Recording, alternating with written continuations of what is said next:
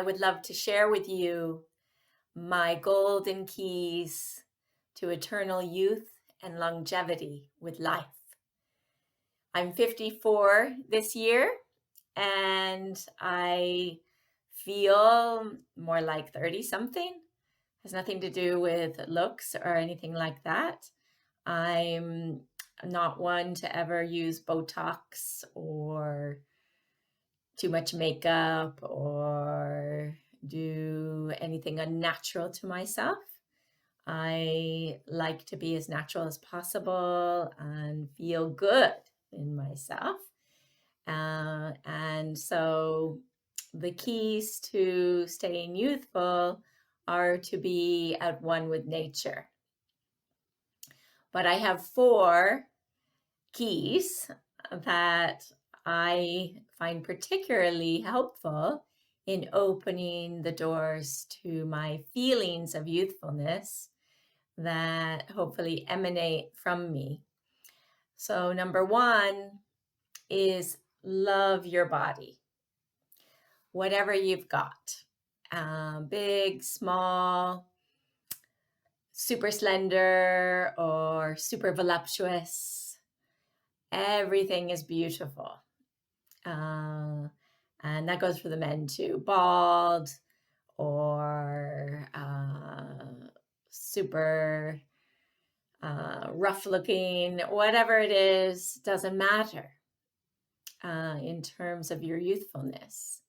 What matters is that you are giving your body the loving care and appreciation and reverence that this gift of life you've been given deserves. Everybody can become more beautiful, more youthful when watered with love and with the light of recognition and positivity. So, of course, loving care to the body is partially energetic and with how we give attention to ourselves with positive energy. But of course, it's also the physical activities you might do, exercise, eating healthy, nutritious foods. But in respect to food, I've discovered that it's more your relationship with food. It's more how you feel about the food that you eat and the reverence you give that food as you eat it. This is even more important than the food itself. Yes, this food is good for me. It's going to make me feel good. I'm going to enjoy it. I'm going to love it. And of course, that's not being overindulgent and going crazy with your eating habits, or it's not depriving yourself either, but keeping a healthy balance. I've never ever gone on a diet in my entire life, and I would never want to, because to me, that's unnatural. I would listen to my body, listen to what it tells me. Okay, if I eat too much sugar, it says, that doesn't feel good, Danielle. If I eat too many salty things, my body says enough. If I had too much alcohol or too much meat or anything, too much of anything isn't healthy. And my body, if I listen, tells me that that's enough. Stop, or else you're going to get sick. You're not going to feel well. So, and then other foods, like if I eat salad, really rich greens, I feel a lift in my being. I feel the lightness and the like a shot, and in the best way. So if you learn to listen to your body and pay attention to what it's saying to you, you're going to be healthier and you're going to feel better, and you're going to therefore be more youthful in your presence. You are what you eat, but you are what you feel about what you eat as well. And also, it's important to know it's different for different people. One body can tolerate a lot of things that another body could not. So everyone is totally unique, and you need to learn to really be in deep connection with your own body and its chemistry, its energetics, and what feels good for you and what does not. And this is the key to healthy body and healthy energy, healthy feelings about your body. So I am nothing that special as far as I'm concerned. I'm just an ordinary woman. I'm not a model type. I'm not a uh, perfect in any way. Plenty of imperfections, but I love who I am, and I've come to accept who I am, with all my so-called inadequacies that might not measure up against others. I've come to accept and love who I am. And that is the golden key, one of the golden keys to staying healthy and youthful and having longevity. Then the key number 2 is really allowing the inner child in you to play, to be alive and well. So we all have an inner child. A lot of us, that inner child can be quite sad or angry or neglected, abandoned.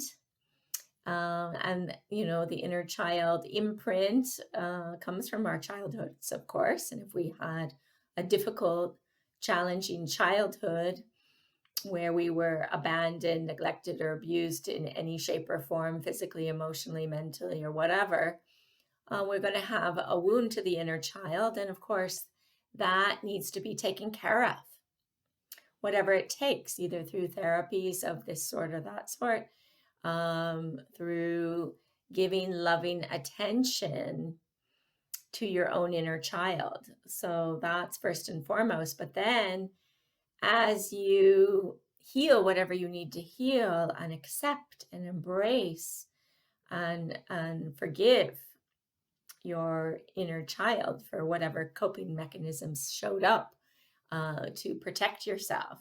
And once you can relax those more with your maturity, with your healing processes, then you can invite this inner child to come out and play more. So we're not talking about the childish, immature behavior, but rather the childlike, that curiosity for life, that delight in the present, that sheer giggly, infectious, full of energy presence that children have, that's uninhibited, that's not in reaction to our conditioning, but is just present and wants to giggle and be silly and skip and jump and delight in the present. So I really allow that for myself. And one stage I was quite serious, and I of course had my wounds. And by the age of 54, I know what those emotional patterns are in me from my childhood, and I've worked through a lot of them, and the triggers are still there, but I know how to move with my triggers, move through them quicker and quicker so I don't stay stuck by them. And I made a vow to myself to laugh more, to enjoy life more, not to be in the painful struggle of life. And certainly with that intention, I've laughed more than I ever have in my life in the last couple of years, and been enjoying myself. For it to continue, for me to enjoy this life more than ever, no matter what's happening out there. Because a child doesn't mind on another level what's happening out there. It just stays present and enjoys what is, the beautiful flowers, the smile of another person, a silly moment. So that's where I am now with all of that. And I delight in that. I don't care if I look silly. It's okay. Enjoy. Uh, so that's part of staying youthful. That's a key to eternal youth. Next is the third key. Yeah, is the emotional freedom and fearlessness in yourself to connect with your deep emotional intimacy, sexuality, expression, creative expression of yourself, to unleash this fire inside you, which we all have, the life force energy, and to allow that energy to circulate and inspire you to move and express whatever is needed. So we can all discover that aspect of our being, and it's never too late. And you can have it at any stage. And this is love. Allow the love of life, the life force, and all that you are. And of course, as a woman in her 50s, menopause is imminent.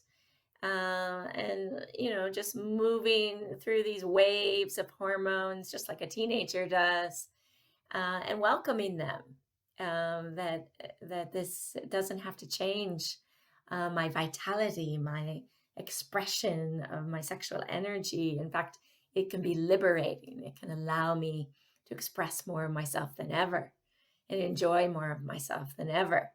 And it's a second spring. So these juicy, ripe energies we all have at any stage of our lives, men and women, and we can access them at any stage of our lives. So don't get caught in the myths that we're on a downward spiral after 50, for example, that we're going to shrivel up and lose our juiciness, our vitality. It can be the opposite. You can actually open up to that more because you have more experience, you have more acceptance and comfort in your own body, in your own life experiences. You know yourself better. So your relationship with yourself can get richer and more vital and more pleasurable to enjoy the life. So this is a key of eternal youth too, to be able to access that energy. And there's a lot of amazing tools out there, which I use and I'm trained in. So from the Asian Qigong system, amazing ways to access your chi, your energy flow, and keep it active no matter what your age or experience in life is.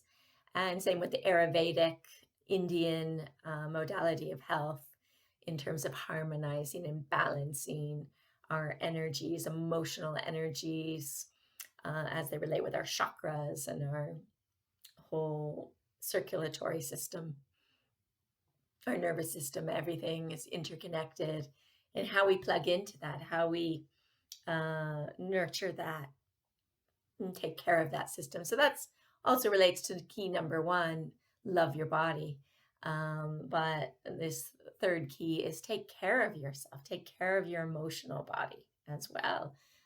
Be tender, loving, and caring, and open. Stay open to the life. This openness is important. So, for example, emotionally, even if your heart gets broken, and in fact, all hearts get broken on this planet. Every single person is going to get their heart broken. That is part of being on this planet. This planet's all about feelings. It's 70% water on the planet minimum, and 70% water within our bodies minimum. This is emotional energy. It's an emotional planet. It's a planet to learn about the heart. And part of the lesson comes from getting our hearts broken. My heart's been broken at least 3 or 4 times in this lifetime. I mean, seriously broken, cried an ocean of tears for years in some cases. Had some really hard times. Not easy, but I've moved through those feelings. This is the key, to keep moving. Just as nature shows us, keep the water moving. Don't let the water get stagnant. Keep yourself flowing through the life. Stay open even when your heart gets broken, instead of armoring and contracting and becoming bitter and holding grudges and bitterness against the world and becoming jaded and all of that nonsense, really nonsense. Because if you stay open, though you may believe you'll be more vulnerable, in fact, you're more powerful. An open heart allows the energy to flow stronger and more vibrant and more youthful and more charismatic and more amazing. And that naturally protects us from negativity, from bad experiences.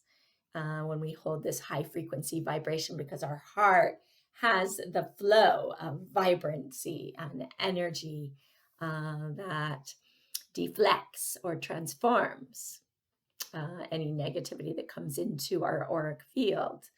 So this is an essential key to have this flowing, open relationship with yourself and with the life. To just stay open is to stay alive. So this is a key. And the last key is your connection with your divinity, with the source, the infinite life force, the infinite source of the universe. So at the core of our galaxy, it's like an orgasmic pulse.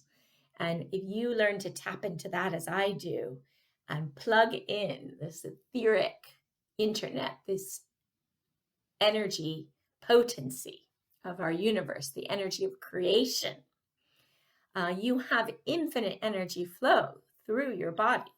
So even if you physically get tired, not enough sleep, not quite the right foods, not quite the right conditions in your life, because human life can be hard and challenging. But if you're plugged in, that energy is intelligent and vibrant and alive, and it can move you through anything. And it connects you with your oneness. When you're one with all that is, you're more powerful than the finite little self that you may appear to be, or the big self that's too thick and slow to deal with anything. But when you're plugged in, it doesn't matter what the conditions are, what the body is, whatever you've experienced, however hard it's been. When you're plugged in, everything's going to be easier. You're aligned and you're in rhythm with the cycles of nature. You may have your downs and your lows, but then you're going to move into your highs, and you trust that, you know that, and you keep flowing with that. And it's amazing.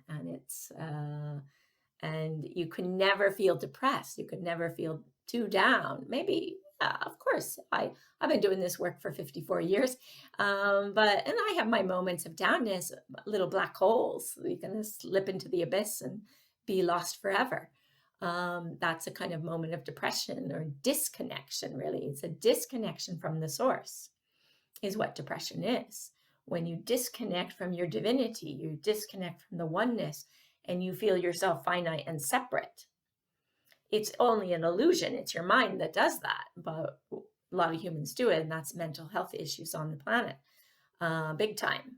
But if we can learn to keep that divine alignment and connection, everything is possible.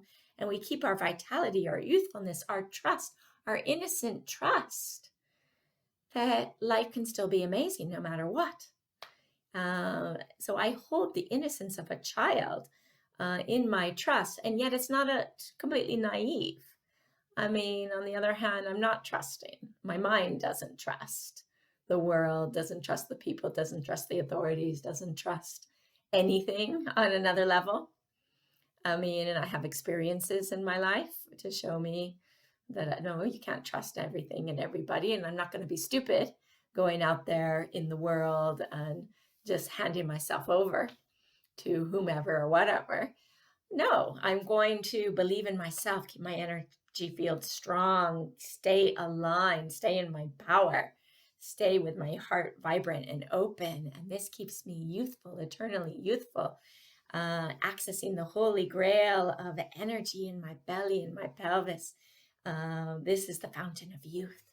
The Holy Grail is what's in us all along when we go on that quest and searching of it out there somewhere. Well, it's in us all along and in connection with our divinity. And there we are. Everything is one and powerful and blessed and eternally youthful.